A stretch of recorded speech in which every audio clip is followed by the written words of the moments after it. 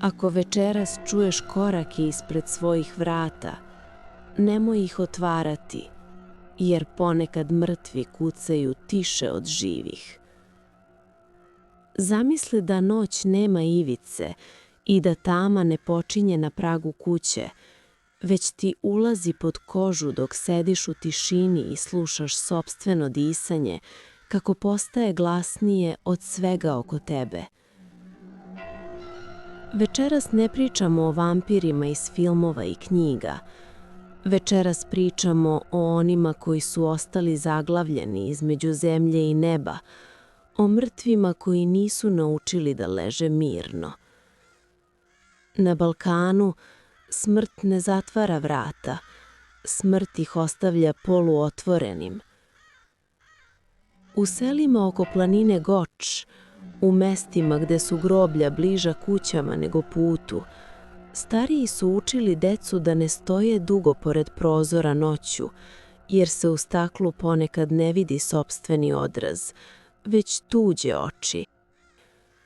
Govorilo se da vampir prvo dolazi u snovima, da ti sedne na grudi dok spavaš, da ti krade dah pre nego krv, da te gleda iz tame dok misliš da si sam. U proleće 1908. godine, u selu Brezna kod Kraljeva, umro je čovek po imenu Radovan Ilić. Bio je poznat kao težak čovek, sklon svađama, koji je često ostavljao dugove neplaćene. Posle njegove sahrane, njegova žena Milena počela je da se budi svake noći oko istog vremena, tačno u 2 sata i 30 minuta, sa osjećajem da joj neko sedi na grudima. U sobi bi bilo hladnije nego u ostatku kuće, iako je peć gorela. Jedne noći je, prisebna i budna, videla obris muške figure kako stoji pored vrata, naduvene glave, sa ramenima podignutim kao da nosi nevidljiv teret. Kada je pokušala da vrisne, iz grla joj nije izašao glas. Sutra dan su joj se na vratu pojavile 2 tamne mrlje, duboke i bolne na dodir. Komšije su počele da čuju korake oko kuće Ilića posle ponoći, iako je sneg svako jutro bio netaknut. U junu iste godine meštani su otvorili Radovanov grob. Zemlja je bila vlažna iznutra, kao da je neko disao pod njom. Telo nije trulilo. Nokti su bili tamni, a na uglovima usana se zadržavala tamna, gusta tečnost. Posle onoga što su uradili, u Brezni više niko nije spavao bez upaljene sveće u sobi. Balkan je svet prvi put naučio da se boji reči vampir, kada su austrijski lekari zapisali slučajeve u kojima su mrtvi navodno ubijali rođake iz sopstvenih grobova. Imena su ostala zapamćena, Petar Blagojević i Arnold Paole, ne zato što su bili zli ljudi, već zato što su posle smrti postali objašnjenje za strah koji niko nije umeo drugačije da objasni.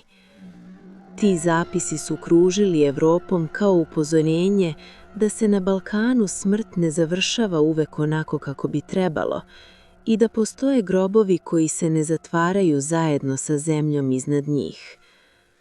Najpoznatije ime balkanskog vampirizma je Sava Savanović. Prema pričama iz Zarožja kod Bajine Bašte, Sava je živeo u starom drvenom mlinu na reci Rogačici, na mestu gde voda udara o kamenje tako glasno da zvuči kao šapat. Ljudi su govorili da je mlin uvek bio hladniji iznutra nego spolja, čak i leti, i da se vazduh unutra lepio za kožu kao vlažna paučina. Pričalo se da je Sava čekao mlinare koji su dolazili kasno, umorni, sa rukama belim od brašna i sa mislima teškim od gladi i posla. Govorilo se da oni koji bi ušli u mlin noću osjećali kako se mrak pomera oko njih, kao da se zidovi približavaju. U ranu zoru su ljudi nalazili razbacane vreće brašna, tragove vučenja po podu i tamne mrlje koje je voda iz reke polako spirala, ali nikada do kraja. Neki su tvrdili da vide obris muške figure kako stoji u senci između dva drvena stuba mlina, nepomično, sa glavom pognutom, i da bi se taj obris pomerio tek kada bi mu se neko previše približio. Mlin je godinama stajao napušten, jer niko nije smeo da prenoći unutra. Čak i decenijama kasnije, kada su prolaznici prolazili pored ruševina, ubrzavali bi korak, jer su govorili da se u tišini može čuti kap vode koja ne dolazi iz reke, već iznutra, kao da neko još uvek pere ruke u mraku. U jesen 1997. godine u selu Rudna Glava kod Majdanpeka starac po imenu Petar Đorđević umro je sam u kući. Nekoliko nedelja nakon sahrane, njegova komšinica Jelena počela je da čuje tiho grebanje po zidovima svoje spavaće sobe. Zvuk je dolazio tačno iza mesta gde je njen krevet naslonjen na zid. Jedne noći osetila je kako se madrac blago ugiba, kao da je neko seo na ivicu kreveta. Nije spavala. Osetila je težinu na grudima i dah koji miriše na vlažnu zemlju. Ujutru su joj se na koži pojavile modrice koje nisu menjale boju danima. Kada su meštani otvorili Petrov grob, u zemlji su pronašli tragove kao da je neko pokušao da se okrene. Nokti su bili krvavi. U selu su tada ponovo izvadili stare predmete koje su čuvali za ne daj Bože.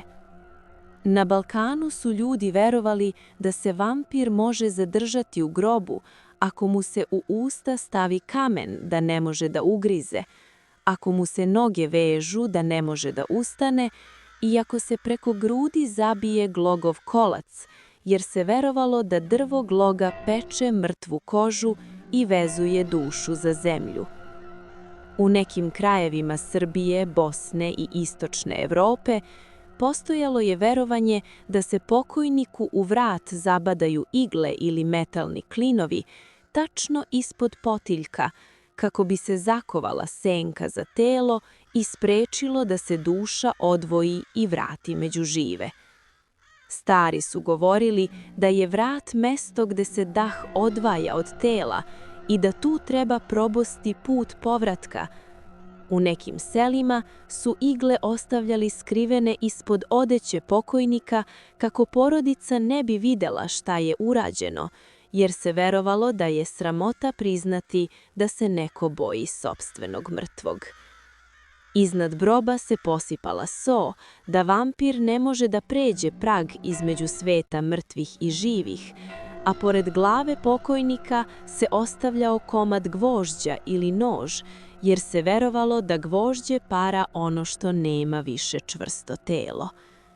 Verovalo se da vampir ne prelazi prag posut pepelom i da beži od vatre i prvog petlovog kukurika.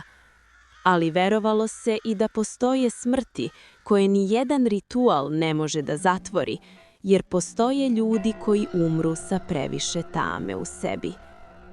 Ako večeras ugasiš svetlo i učini ti se da je soba veća nego pre, nemoj da ustaješ naglo. Ako čuješ da nešto šušti u hodniku, nemoj da se pomeraš pre nego što udahneš duboko. Nekada mrtvi ne dolaze da bi pili krv, nekada dolaze da provere da li si ih zaboravio, a Balkan ne zaboravlja one koji nisu otišli kako treba. Laku noć.